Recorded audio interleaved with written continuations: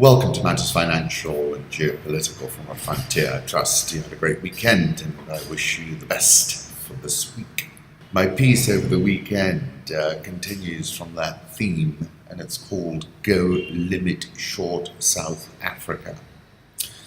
Who can forget that moment when Nelson Mandela walked out of prison and just about everyone in the world was watching? The Rainbow Nation was born. We all knew at that moment, even President de Klerk, that we were watching the first president of a free South Africa and not a long-term prisoner blinking in the harsh sunlight.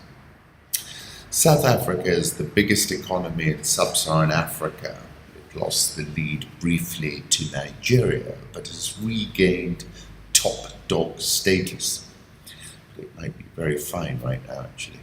The rand is the 9th most traded currency worldwide, and therefore South Africa is not a tucked away African country, but the big cheese. Events in South Africa unfold on the world stage. Investors who might find buying T-bills in Harare a stretch will quite happily trade the rand, buy a share or two at the JSE. South Africa is on the radar of global investors in a way other sub-Saharan African countries can only dream about.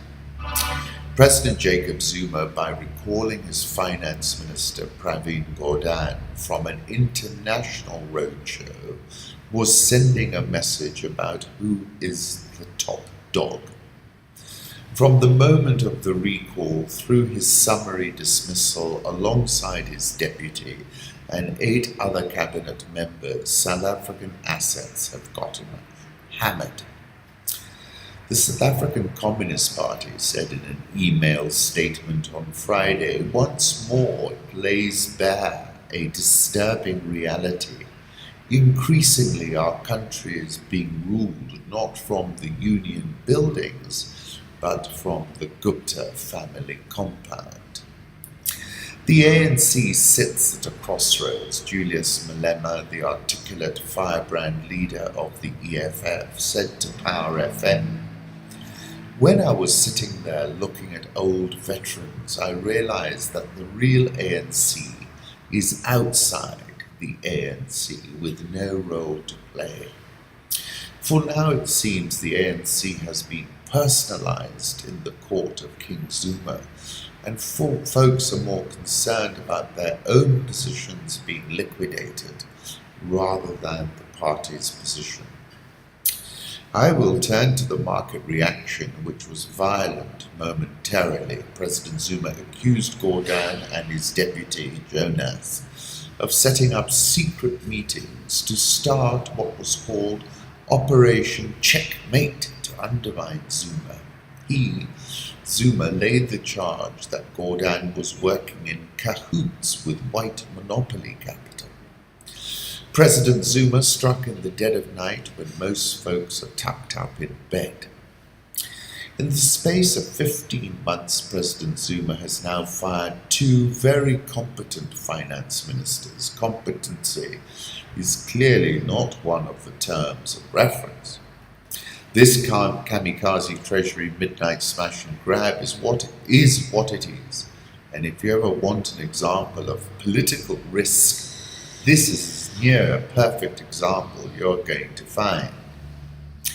It is clear also that Gordhan and Jonas were doing some highly effective blocking and tackling at the treasury, nuclear energy, state parastatals, the Guptas. I was at a Financial Times Africa conference last year at Claridge's, and the FT's Lionel Barber asked Pravin Gordhan, when you communicate with the South African president about the implications of a downgrade, does he understand? South Africa's GDP has been in the slow lane, around or close to a 1% GDP expansion rate. The currency was the second best performing currency in 2017 after the Mexico peso.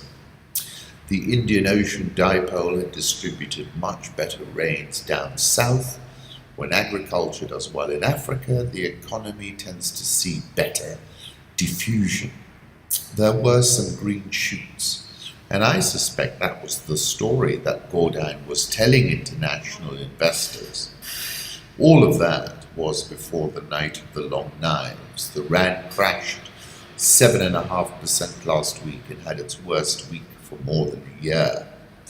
I expect it to fall further. Charlie Robertson of Renaissance Capital tweeted, each 1% fall in the ZAR shrinks South Africa's GDP by about $3 billion. Perhaps this is the economic transformation Zuma is seeking. I expect a downgrading to junk status 2-notch downgrade in very short order.